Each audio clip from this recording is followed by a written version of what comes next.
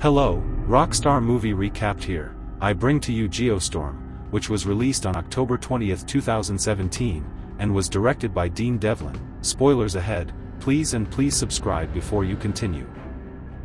Lights, camera, action. In the year 2019, global warming had become so bad. Catastrophic weather was plaguing the world. The nations of the world came together to create a solution, a weather controlling system nicknamed Dutch Boy. It deploys satellites around the world and succeeds in containing a potentially devastating hurricane over Shanghai and manages to keep climate stabilized all across the globe. Jake Lawson, Gerard Butler, the main architect for Dutch Boy, is brought to testify before a court. Senator Thomas Cross, Richard Schiff, is particularly displeased that Jake went ahead and started Dutch Boy without his own approval. Jake fails to make a compelling argument for his case, choosing instead to just argue with the senators, justifying that Dutch Boy has proven to be a success. Jake's brother Max, Jim Sturgis, tries to shut him up but to no avail. After the meeting is adjourned, Max tells Jake that he has been chosen to take Jake's job, and he regrettably fires his brother. 3 years later, a team of soldiers move through Afghanistan. They come across a village that appears to have been frozen over,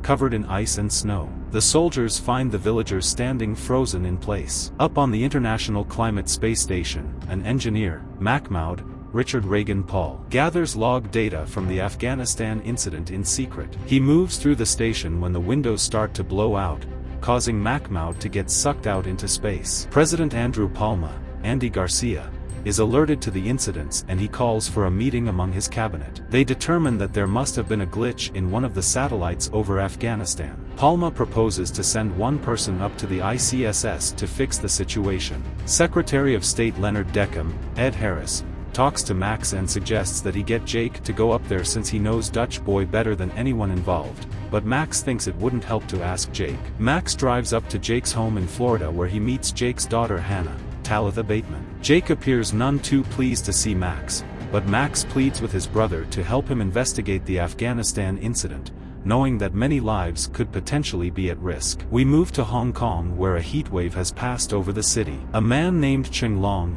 Daniel Wu, who heads Dutch Boy's Hong Kong department, is leaving a grocery store when he drops his carton of eggs. To his surprise, the eggs start frying on the street. Suddenly, the ground rumbles before gas mains start to burst underground and explode. Cheng races across the city as more mains start to blow, causing an earthquake that destroys part of the city. Cheng makes it to the middle of a bridge as he and other citizens look upon what remains of the city. Jake agrees to go up to the ICSS, even though he knows he will leave Hannah behind. She tearfully says farewell to him before staying with her mother. When Jake reaches the ICSS, he meets Ute Fossbinder, Alexandra Maria Lara, the station's commander, plus her crew. Together, they look into Hong Kong's satellite, but the robot arm holding it goes haywire, nearly killing everyone until it crashes, leaving the satellite destroyed with no data to work with. In Tokyo, an enormous hailstorm hits, literally, bringing down hail big enough to destroy a bus. From Hong Kong,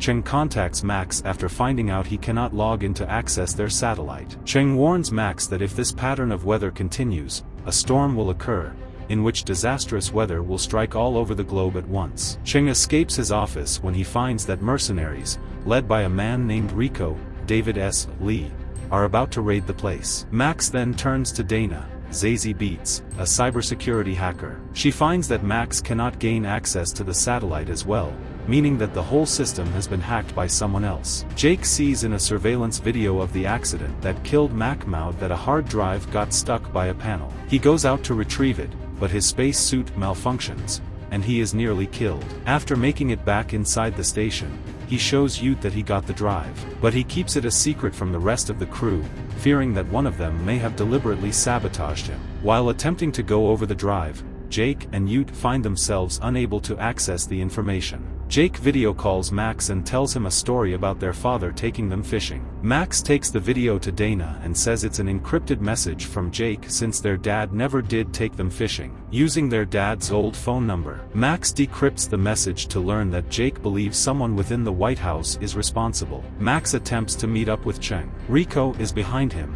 and he pushes Cheng into the path of a car. Max rushes to a dying Cheng, who manages to mention something called Project Zeus before he dies. He relays this info to Dana, stating that Project Zeus is meant to manipulate the weather and create the storm. Jake and Ute find the log data in the locker that Macmaud had stored it in, which is Dusset's locker. He initially thinks they suspect him of sabotaging Jake, even holding them at gunpoint, but they come to an understanding. They find out that a virus was spread to keep ICSS employees from logging in. Jake contacts Max again with the suspicion that Palma may be behind the hack. In order to stop the storm from happening, they need to reboot the system with kill codes, which are with the president as they are biometric and require his fingerprints and eye scan. Max tells this to his girlfriend, Secret Service agent Sarah Wilson, Abby Cornish, as he needs her help to get Palma. Max and Sarah head to the Democratic National Convention in Orlando, where Max learns that a huge thunderstorm is about to hit the area. When he tries to warn Deckham and ask for his help, Deckham takes Max to a room and tries to shoot him,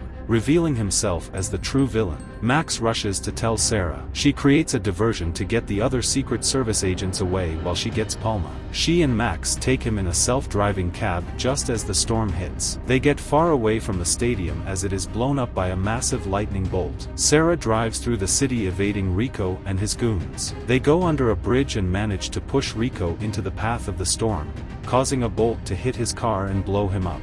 Deckham is ahead in the road and uses one of his goons to try and kill Max, Sarah, and Palma with an RPG. The car blows up, but they are not inside. Max and Sarah incapacitate the goon and hold Deckham until the police arrive to arrest him. Before he is taken away, Deckham says his plan was to take out America's enemies and leave the United States in charge of the world, with him as president. The virus starts to completely take over the station, causing its self-destruct sequence to go off. The satellites then go out of control, causing devastating weather to hit parts of the world, including a tsunami in Dubai, a heatwave in Moscow, and tornadoes in Mumbai. People are frozen in their tracks, burned alive, or sucked up. Jake soon learns that Duncan is responsible for spreading the virus. Jake goes to beat the crap out of him and learns he did it because he was offered more than what he was paid up there. Duncan accidentally hits the windows with bullets before Jake gets out, just as the window blows out and sucks Duncan into space. Max and Sarah get Palma to send the kill codes. Jake contacts Max and says the kill codes will only stop the storm but not the self-destruct sequence. Jake prepares to die despite Max trying to find a way to help. The brothers acknowledge their love for each other. Jake rushes to take the kill codes to the main computer, with Ute staying behind to help him. Once they do so,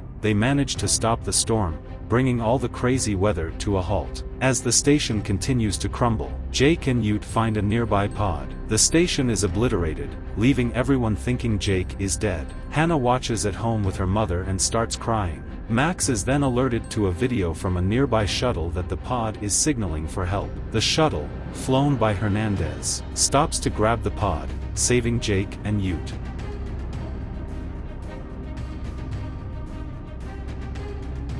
They are brought back to Earth, with Max and Hannah both feeling relieved. 6 months later, Jake gets his old job back working on a new Dutch boy system. He, Max, and Hannah are shown trying to fly SH since they never did as kids, but they decide it's too boring. We then hear Hannah's voiceover saying that while we cannot change the past, we can only hope to make the future better. The end. If you like what you just watched, please don't exit without subscribing. Subscribe and share. Rockstar Movie Recapped, where movies come to life.